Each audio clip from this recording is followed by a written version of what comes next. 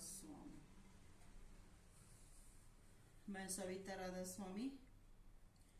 आज का जो युग है इसमें जो संगत का या जनता का जो हाल है उस पर प्रकाश डालना चाहती हूँ। जनता तो अपने संसारी कामों में मस्त है, तो जनता का जो जीवन है वो भी मालिक का दिया है, मगर उस जीवन का हम कोई ऐतराज नहीं कर सकते हैं, क्योंकि ये तो सबका समय होता है। जिस समय घड़ी के अनुसार इंसान कहो, जीव कहो, सत्संग में आता जाएगा तो फिर उसके बारे में कुछ बोलना जायज होगा। तो मैं हमारे ही राधा स्वामी मत की कहती हूँ कि इसमें कई क्या बहुत सारे करनी तो करते नहीं है और वाचक ज्ञानी भी नहीं, वाचक गुरु बन बैठे हैं। अब इनकी हालात ये खुद ही जानते हैं, मैं क्या कहूँ, मगर मुझे रोना भी नहीं कहूँ तो इनका सुधार नहीं होगा। और इन्होंने अपना जीवन भी दिया है और जीवन देने के बाद भी इनका कोई जीवन नहीं है। इनके इतने गंदे विचार हैं कि ऐसे गंदे विचार तो इतनी उम्र के जो संसारी होते हैं उनके भी नहीं होते हैं। इनके सत्संगी होकर भी इतने गंदे विचार हैं। मेरे जीवन को देखकर कहते हैं कि मैं जाले में फंस रही हूँ, या फिर मेरे रहने के तरीकों को देख कर कहते हैं कि मैं हैंडसम बन रही हूँ। संगत या संसार नहीं, एक तारा बजाता है, माड़ूराम नाम का भाई है। तो अभी शिवानी का तारीख का 5 फरवरी का जो सत्संग था उसमें मैं अब घर का सारा काम खुद करते हैं, तो कम से कम 1-2 बजे तक काम खत्म होता है।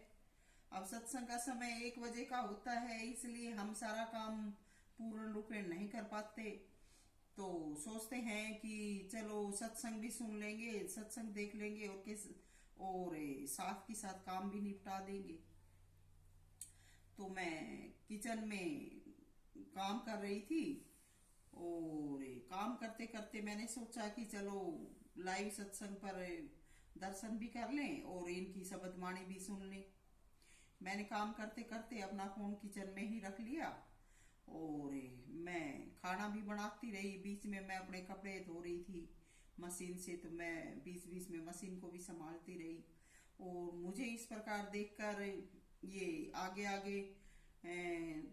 3-4 बैठते हैं, इनमें दो तीन ने कानाफूसी की। तो इनमें माड़ूराम की आवाज माइक पर आ रही थी और उस समय आगे पीछे भी हुए थे, थोड़े बैठ रहे थे। तो कह रहा कि हाँ बड़ी स्मार्ट लग रही है, दिख रहे तेरा जाड़ा हमने। तो ये इनके भाव हैं और ये सबसे आगे बैठकर दुनिया को एक तारा बजाकर और सत्संग करवाने वाले बनते हैं, ये शब्दवाणी करते हैं। इनके जैसे विचार तो संसारियों के भी नहीं होते। अब आगे बैठकर, और ये बात मैंने अपने कानों से सुन ली, अगर मैं किसी से साबित करवाऊं या कुछ वो करूं तो मुझे ऐसा करने की भी जरूरत नहीं है। मैंने ये बात अपने कानों से उस वक्त खुद सुन ली और मैं हंसती रही अपने दिल में। तो ये ऐसे इनके भाव हैं। तो इन भाव वालों को या ऐसा जो ध्यान करते हैं उनको अब क्या कहूं, मेरे समझ में नहीं आता। मैं तो बार बार यही कहती हूँ कि हद हो गई है। तो मालिक जब इस प्रकार से लाइव सत्संग होता है तो मालिक मेरे दर्शन भी करवा देता है। मैं आश्रमों में पहुंची हूँ ना पहुंचूं, लाइव सत्संग पर दर्शन दे देती हूँ, मेरा काम भी करती रहती हूँ और इनका भी विचार या शब्दवाणी सुनती रहती हूँ।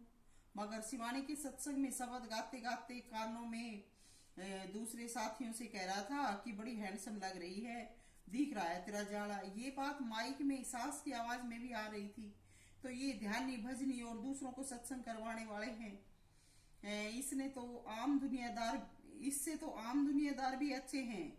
ये गुरु के साथ रहने वाले, इनके ये विचार, इससे ज्यादा और क्या बेशर्मी होगी। ये टट्टू हुए या नहीं, सविता को किसी से कोई द्वेष नहीं है, मगर इन मूर्खों को नसीहत के लिए बोलना पड़ता है। मैं तो हैंडसम खुदा ने ही बनाई थी, अब खुदा की बनाई मूर्त हूँ, मेरा क्या दोष। रही बात बढ़ने की, अगर मैं अपने आप बढ़ती तो दुनिया क्या पता कहाँ से कहाँ अपनी सुंदरता के नुक्से पेश करती है। और मैंने तो कहीं कुछ नहीं किया। मैंने अपने जीवन काल में, अपनी जवानी में भी अपनी सुंदरता किसी को नहीं दिखाई, मगर अब सुंदरता दिखाने का शौक परमात्मा को ही लगा है। अब परमात्मा ही ये सुंदरता दिखा रहा है, तो इसमें मेरा कोई दोष नहीं है। मुझे अगर शौक होता तो मैं अपने जवानी में ही ऐड करवा देती। अब तो मैं 50 साल की उम्र पर बैठी हूँ, तो मैं क्या हैंडसम बनूंगी, क्या सुंदरता दिखाऊंगी।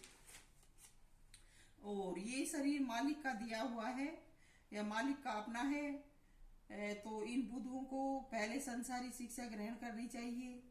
ये एक तारा पीटने वाले भक्त नहीं होते। कोई अगर मालिक की खुशी में बजाते हैं तो बात अलग है, और आगे बैठ जाते हैं। कभी नमन तक इनको करना नहीं आता।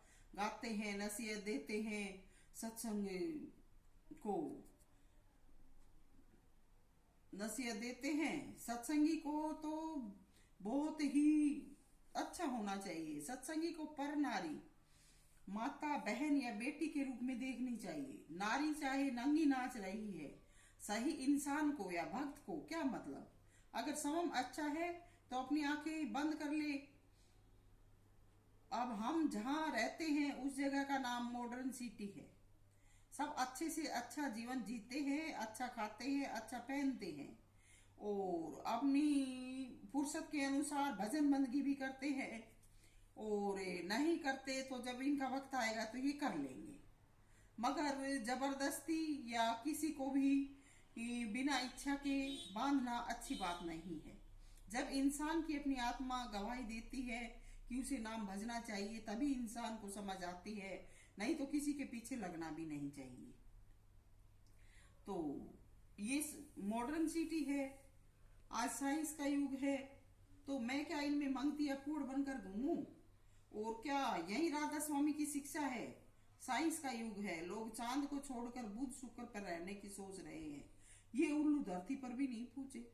हमारा राधा स्वामी मुझे तो नहीं कहता कि तू अच्छा जीवन मत जी, जितना भी बन पड़े अच्छा करना चाहिए, अच्छा जीवन जीना चाहिए। अगर परमात्मा की मौज पशु का जीवन जीने की होती तो ये साइंटिस्ट कभी के मरवा दिए होते। बस एक तारा बजा दिया, एक आध और काम कर दिया, बस बन गया, बन गए नवाब, बन गए शहंशाह खुदा। इन्हीं की बातों को मानो। इनको ये पता नहीं जीवन क्या होता है, कैसे जीना चाहिए। बस एक तारा बजा देते हैं, घूम आते हैं, थोड़ा बहुत कहीं और खेत क्यार का कुछ कर आने जाना कुछ कर देते होंगे। कमा के खाया जाता नहीं है, दूसरों पर जलते हैं। ऐसे जाड़े बना के तो दिखाओ। ऐसे हालात के बाद जो गर्दन तोड़ी थी वो याद होगी। ऐसी गर्दन तोड़ के और फिर घर चला के वह कमा के दिखा, बढ़ा के दिखा ऐसा जाड़ा। सत्संगी कहीं करीब भी नहीं हो सत्संग के। सत्संग बस कहीं भी सत्संग के करीब नहीं हो। 15 साल मैं दिनों में टक्कर मार मार के बिता दिए, अब सदा पागल बने डोलू है। फिर क्या राधा स्वामी और राधा स्वामी की पक्की रोज धक्के खाती डोलू, फिर राधा स्वामी की पक्की भगतनी कहलाऊंगी। बेवकूफ, आगे क्या कहूं। मरना सभी को है, लेकिन ऐसे घटिया बन के नहीं, हैंडसम की तरह बन के ही जी के दिखाओ। राधा स्वामी।